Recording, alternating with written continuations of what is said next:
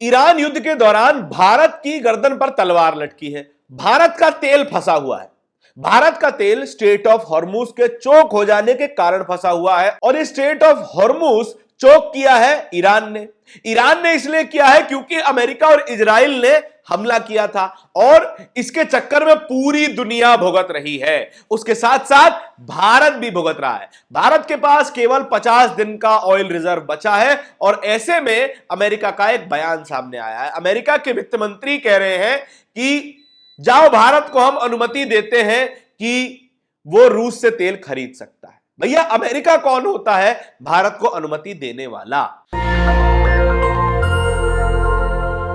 नमस्कार, मेरा नाम धारण है, आप नेशनल दस्तक देख रहे हैं। इस वक्त की स्थिति ऐसी हो चुकी है कि अमेरिका बता रहा है भारत को किससे तेल खरीदना है और किससे तेल नहीं खरीदना है। वो इसलिए क्योंकि भारत और अमेरिका के बीच की एक ट्रेड डील है। ट्रेड डील का सबसे मुख्य क्लॉ यही है कि रशिया से तेल नहीं खरीदेगा भारत। चाहे जो हो जाए, रशिया से तेल नहीं खरीद सकता भारत।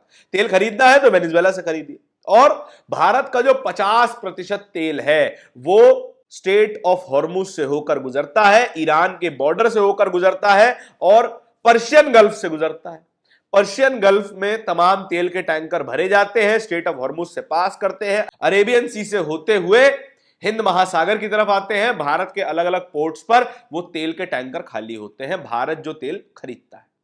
अब ऐसी स्थिति है कि भारत का 50% तेल फंसा हुआ है और तो और कई देशों का तेल फंसा है। ईरान केवल और केवल चाइनीज शिप्स को निकलने दे रहा है क्योंकि चाइना ने खुला समर्थन दिखाया है ईरान के प्रति इस पूरे युद्ध में। और अमेरिका का वित्त मंत्री क्या कह रहा है कि जाइए, आपको परेशानी हो रही है तो आपको थोड़ी सी रियायत दे देते हैं। भैया, आप हैं कौन? भारत एक इंडिपेंडेंट नेशन है। भारत एक ऐसा नेशन है जो कि अपने भुजदंडों पर काम करना जानता है और ऐसे ही देश को अमेरिका बता रहा है कि भैया किससे तेल खरीदो किससे नहीं। अब देखिए, उन्होंने लंबा चौड़ा ट्वीट किया है। उसमें क्या किया है? To enable the oil to keep flowing into the global market, the Treasury Department is issuing a temporary 30-day waiver to allow India to refine purchase from Russian oil। Allow कर रहा है, अनुमति दे रहा है। भारत को कब से अनुमति लेनी पड़ गई अमेरिका जैसे देशों से या फिर किसी भी देश से? भारत को कब से अनुमति लेनी है? भारत जब चाहे तब किसी से भी पैसा देकर तेल खरीद सकता है।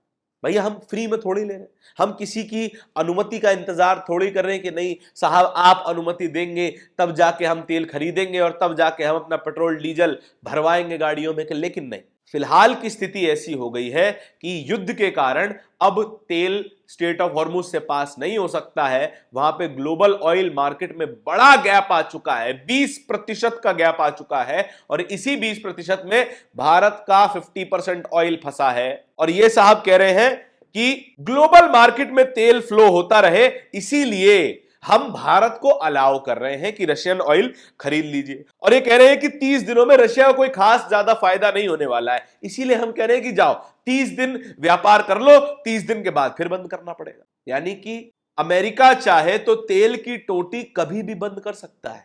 अमेरिका चाहे तो कभी भी भारत पर सैंक्शन लगा सकता है कि भैया नहीं, अब तुम तेल खरीदोगे, अब तुम नहीं खरीदोगे।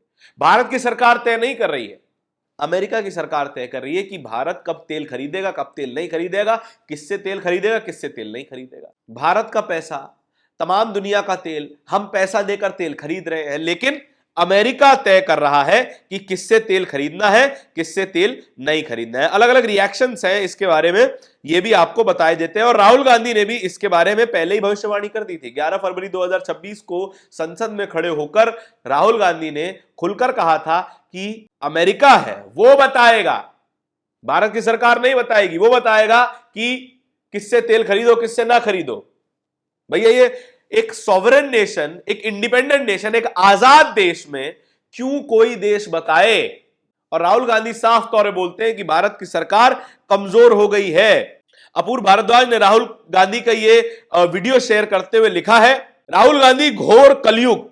उन्होंने कहा था, देखना भारत और रूस तेल खरीदने से पहले अमेरिका से इजाजत मांगेगा और आज वही हो रहा है। भारत की स्थिति खराब हो रही है और इसमें अमेरिका से अनुमति लेनी पड़ रही है। इस तरीके की स्थिति आ गई है और हमारा मीडिया अलग जश्न में है, मीडिया अलग जश्न मना रहा है। आलोक शर्मा है, कांग्रेस के प्रवक्ता है, उन्होंने क्या लिखा है, मीडिया जगत जश्न मना रहा है कि अमेरिका ने 30 दिन की तेल खरीदने की परमिशन दे दी है। परमिशन को इन्वर्टेड कॉमा में रखा गया है और कहा है कि आजादी के बाद भी अगर कोई और तय करे कि हम किससे खरीदेंगे तो यह उपलब्धि नहीं, एक कॉम्प्रोमाइज्ड प्रधानमंत्री का प्रोपेगेंडा है। कॉम्प्रोमाइज प्रधानमंत्री बड़े लंबे समय से कांग्रेस पार्टी प्रधानमंत्री नरेंद्र मोदी को कहती आ रही है।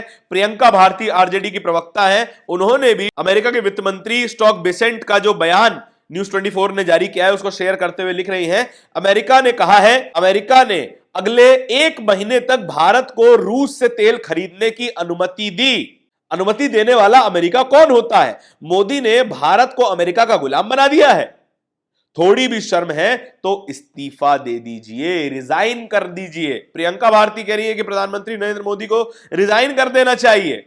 और संजय सिंह राज्यसभा सांसद आम आदमी पार्टी के, उन्होंने क्या लिखा है, मोदी जी अपने भारत का स्वाभिमान, सम्मान और प्रतिष्ठा सब कुछ अमेरिका के हाथों गिरवी रख दिया है। देश को मालूम है कि एप्स्टीन फाइल में वे बुरी तरीके से फंसे हुए हैं। आपके दोस्त यूएस में भ्रष्टाचार के मामले में फंसे हैं। अब आपको रूस से तेल खरीदने के लिए भी ट्रंप की अनुमति चाहिए।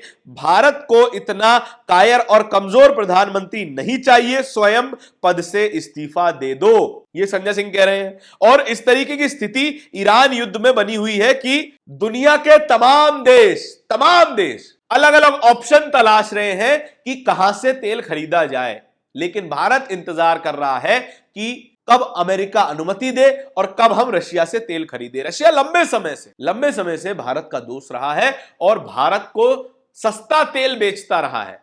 बीते कुछ सालों में भारत ने अपने ऑयल इंपोर्ट्स का काफी बड़ा हिस्सा रशिया पे शिफ्ट किया था, क्योंकि वो एक सेफर ऑप्शन है।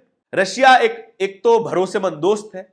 रशिया के जो एम्बेसडर है भारत में, दिल्ली में, उन्होंने खुला बयान दिया है कि हम तो भारत को हर सूरत में तेल बेचने को तैयार हैं, भारत खरीदे तो सही। लेकिन तब भी भारत इंतजार करता है कि कब डोनाल्ड ट्रंप की अनुमति आए और कब हम तेल खरीदना शुरू करें। डोनाल्ड ट्रंप लगातार भारत के प्रधानमंत्री का अपमान करते हैं, कहते हैं कि हमने ऑपरेशन सिंदूर रुकवा दिया, कहते हैं कि हमने सीजफायर करवा दिया, कहते हैं कि प्रधानमंत्री नरेंद्र मोदी डोनाल्ड ट्रंप को खुश करने में लगे हुए थे और कहते हैं कि वे जब चाहें तब प्रधानमंत्री नरेंद्र मोदी का करियर खत्म कर सकते हैं, लेकिन वो ऐसा नहीं करना चाहते। ऐसी स्थिति क्या भारत के स्वाभिमान पर चोट नहीं है?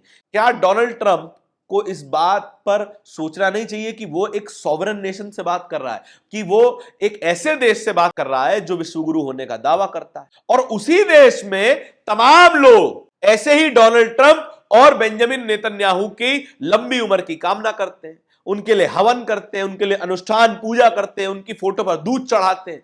ऐसे लोग भारत में मौजूद हैं, लेकिन उन लोगों को यह समझ नहीं आ रहा है कि डोनाल्ड ट्रंप भारत के लिए एक ऐसा शख्स बन चुका है जो लगातार भारत की टांग खींचने में लगा है, लगातार भारत को नीचे खींचने में लगा है कि कहीं प्रगति कर गया तो आगे जाकर भारत चाइना की तरह अमेरिका को कंपटीशन ना देने लग जाए।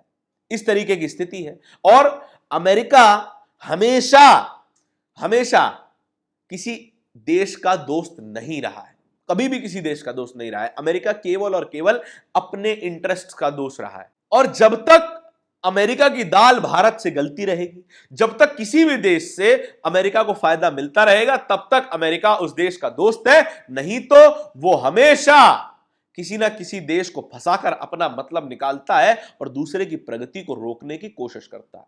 लेकिन भारत की सरकार को चाहिए कि ऐसे डोनाल्ड ट्रंप के सामने झुके नहीं। भारत कभी झुकने वाला देश नहीं है। भारत की रीढ़ में हड्डी अभी बाकी है, लेकिन नेताओं की रीढ़ में शायद हड्डी की कमी होती जा रही है। इसीलिए हम अनुमति का इंतजार कर रहे हैं। बड़ी शर्मनाक बात है।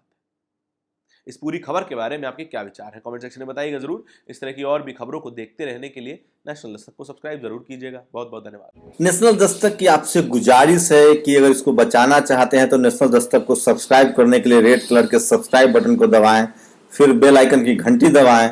नेशनल दस्तक को बचाने के लिए बहुत जरूरी है कि हर खबर को शेयर करें, लाइक करें, कमेंट जरूर करें।